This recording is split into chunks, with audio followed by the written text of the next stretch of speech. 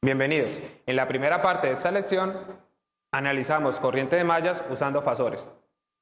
Esta lección tiene como objetivo analizar corrientes de mallas con circuitos RLC, donde vamos a tener capacitores, bobinas y resistencias, pero en modo fasorial.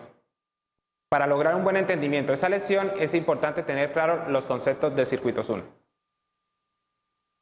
Vamos a comenzar analizando las impedancias de mi capacitor y la impedancia de mi bobina. Para hallar la impedancia de mi capacitor, aplicamos esta ecuación de acá, donde mi W va a ser mi frecuencia angular del circuito y mi C es el valor de mi capacitor. Para hallar la impedancia de mi bobina, aplicamos esa ecuación, donde mi W es la frecuencia angular del circuito y la L el valor de mi bobina. Ya teniendo claro las impedancias de los capacitores y de las bobinas, empezamos analizando este ejercicio, donde vamos a hallar mi corriente I, que es esta corriente de acá, que es la que pasa por mi bobina, cuando mi W, que es la frecuencia angular del circuito, es de 1000 radianes por segundo. En este circuito tenemos dos capacitores y una bobina. Vamos a comenzar analizando las impedancias del circuito. Tenemos dos capacitores, entonces decimos que la impedancia de mi primer capacitor, C1, va a ser igual, aplicando esta ecuación de acá, y decimos 1 sobre J, que es el número imaginario, por W, que es mi frecuencia angular, que es de 1000 radianes por segundo, por el valor de mi capacitor, que va a ser de 1 milifaradio, que es 1 por 10 a la menos 3.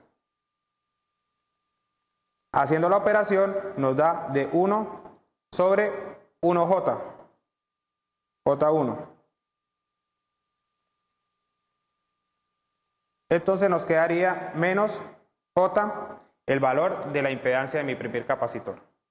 Vamos a hallar la impedancia de mi segundo capacitor. Porque tenemos que mi capacitor 1 tiene el mismo valor de mi capacitor 2, la impedancia nos queda igual. Entonces, la impedancia de mi capacitor 2, acá es 2, C2, va a ser de menos J. Ahora pasamos a hallar la impedancia de mi bobina, donde aplicamos esta ecuación de acá y decimos que mi Z de L, la impedancia de la bobina, va a ser igual a J por W, que es de 1000 radianes por segundo, por el valor de la bobina, que es de 1 milihenrio, que es 1 por 10 a la menos 3. Eso nos daría 1J positivo.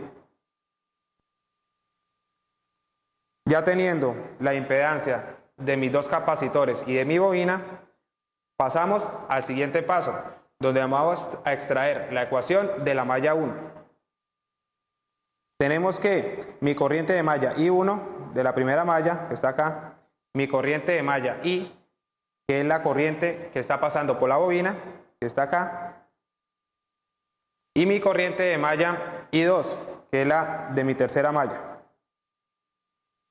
Ya teniendo halladas las impedancias de los capacitores y de las bobinas, decimos que ZC1 va a ser igual a menos J. Mi impedancia de mi capacitor 2 va a ser igual a menos J también, y la impedancia de mi bobina va a ser igual a J positivo. Entonces pasamos a extraer la ecuación de mi malla 1, donde decimos que menos 10 voltios, que es la fuente de voltaje, más el voltaje de la resistencia, que va a ser de 10 por I1, pasamos al voltaje del capacitor y nos da que la impedancia de mi capacitor es menos J por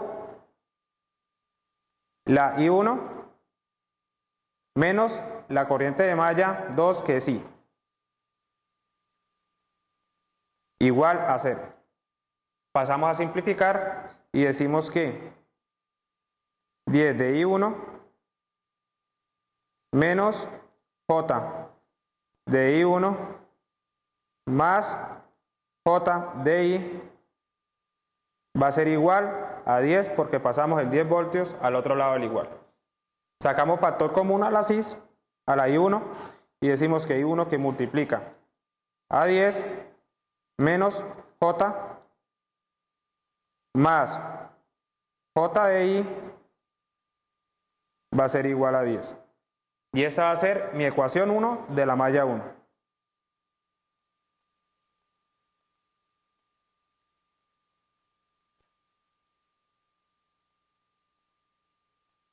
Hasta aquí concluimos con la primera parte de esta lección.